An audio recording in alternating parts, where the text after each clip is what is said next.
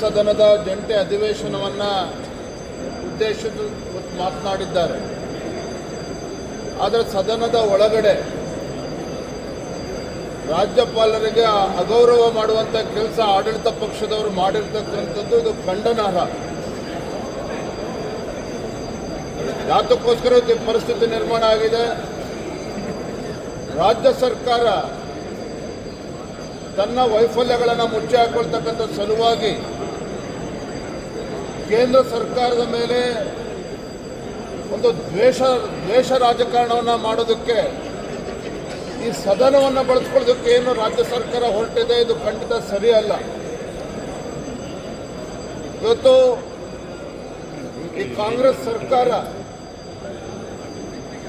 ಪ್ರಜಾಪ್ರಭುತ್ವದ ಕಗ್ಗೊಲೆ ಮಾಡುವಂಥ ಕೆಲಸ ಮಾಡಿದ್ದಾರೆ. ಒಂದು ಒಕ್ಕೂಟದ ವ್ಯವಸ್ಥೆಗೆ ಧಕ್ಕೆ ತರುವಂಥ ದಾರಿಯಲ್ಲಿ ಇವತ್ತು ರಾಜ್ಯ ಸರ್ಕಾರ ಸಾಗ್ತಾ ಇದೆ.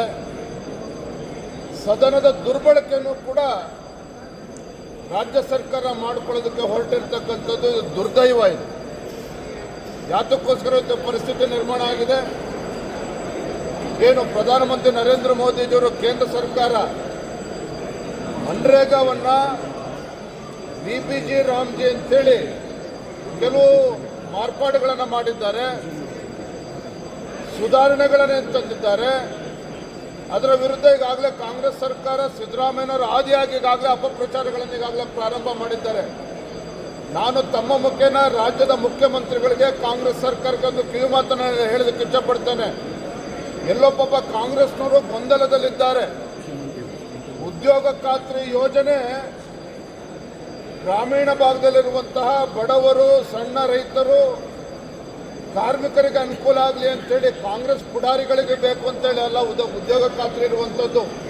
ಬಹುಶಃ ಎಲ್ಲೊಂದು ಕಡೆ ಕಾಂಗ್ರೆಸ್ ಪಕ್ಷ ಉದ್ಯೋಗ ಖಾತ್ರಿ ಇರುವಂಥದ್ದು ತಮ್ಮ ಕಾಂಗ್ರೆಸ್ ಪುಡಾರಿಗಳಿಗೆ ಅಂತೇಳಿ ಭಾವಿಸಿದಂತೆ ಕಾಣ್ತಾ ಇದೆ. ಇವತ್ತು ನರೇಂದ್ರ ಮೋದಿಜಿಯವರು ಸಾಕಷ್ಟು ಸುಧಾರಣೆಗಳೊಂದಿಗೆ ಇವತ್ತದನ್ನು ಕಾಯ್ದೆನ ತಂದಿರುವಂಥದ್ದನ್ನು ವಿರೋಧಿಸಿ ಇವತ್ತು ಕಾಂಗ್ರೆಸ್ ಸರ್ಕಾರ ಇವತ್ತು ಅಪಪ್ರಚಾರ ಏನು ಮಾಡ್ತಾ ಇದೆ, ಅದರ ಮುಂದುವರಿದ ಭಾಗವಾಗಿ ರಾಜ್ಯಪಾಲರ ಮುಖೇನ ಇವತ್ತು ಕೇಂದ್ರ ಸರ್ಕಾರದ ವಿರುದ್ಧ ರಾಜ್ಯದ ಜನರನ್ನು ಎತ್ತಿಕಟ್ಟುವಂಥ ಒಂದು ಕುತಂತ್ರ, ಷಡ್ಯಂತ್ರಕ್ಕೇನೋ ಕೈ ಹಾಕಿದ್ದಾರೆ. ಅದಕ್ಕೆ ರಾಜ್ಯಪಾಲರು ಅವಕಾಶವನ್ನು ಮಾಡಿಕೊಟ್ಟಿಲ್ಲ. ಇವತ್ತು ಕಾಂಗ್ರೆಸ್ ಸರ್ಕಾರ 140 ಶಾಸಕರಿದೆ, 140 ಶಾಸಕರ ಬೆಂಬಲ ಇದೆ ಅಂಥೇಳಿ ಒಂದು ರೀತಿ ದಬ್ಬಾಳಿಕೆ